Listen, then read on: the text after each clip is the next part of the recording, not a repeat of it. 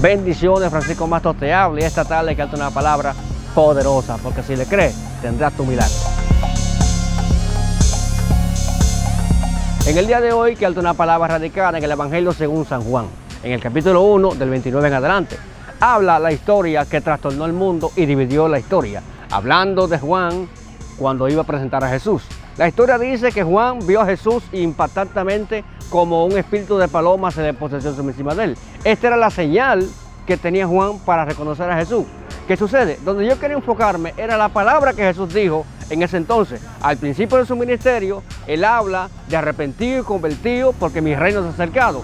Esta palabra trastornó en este tiempo. La historia dice que pasaron 450 años y más para que un hombre hablara, porque Dios no hubiera hablado. Hablando un poco de historia, las personas esperaban una palabra que trastornaba el mundo, que trastornaba las enfermedades, pero nadie pensaba que una palabra diciendo arrepentido y convertido, porque mi reino se ha acercado, iba a trastornar las tinieblas. De tal modo que los enfermos pasaron por de los sanos y los sanos se alborotaron. La historia dice que era una ley que ningún enfermo podía pasar a la ciudad porque era condenado. El enfermo tenía que estar donde estaba el enfermo y el sano donde estaban los sanos.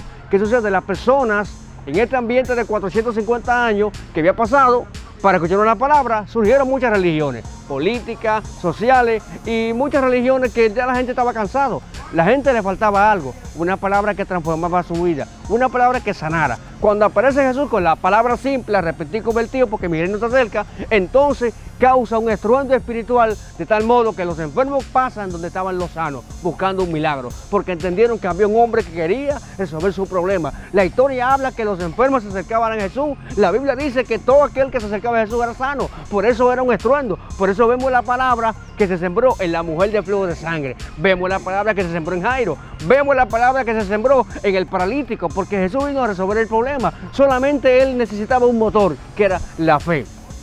La fe que descendía sobre la persona, seguían a Jesús. Muchas multitudes seguían a Jesús porque caía sanada. Muchas personas estaban cansadas, no había esperanza, cero palabras. Pero aparece el hombre con una palabra que trastorna la vida de aquel que quiere ser sano. Solo Jesús empezó a resolver el problema. Los religiosos estaban muy incómodos porque donde quiera que había Jesús, había una multitud. Y era una pandemia de sanidad, porque entonces una multitud llena de gente enferma y otra multitud llena de sed, de personas que necesitaban una palabra para su alma. La historia dice que cuando Jesús se acerca, entonces la gente fueron sanos. Los enfermos se tiraban en la calle. Era un estruendo, era un asunto, una catástrofe de bendición, porque los enfermos se tiraban donde estaba Jesús, en las calles, en las plazas, a donde estaba la sanidad, a ellos iban, porque nosotros tenemos que ir donde está Jesús. Tú tienes tu problema de enfermedad psicológico o problemas espirituales, simplemente ven de Jesús, declara una palabra y serás sano. La Biblia dice que cuando Él aparece, cambió la Biblia, cambió todo, cambió el entorno, porque hubo una palabra que sanaba las enfermedades. Simplemente necesitaba, si tienes fe,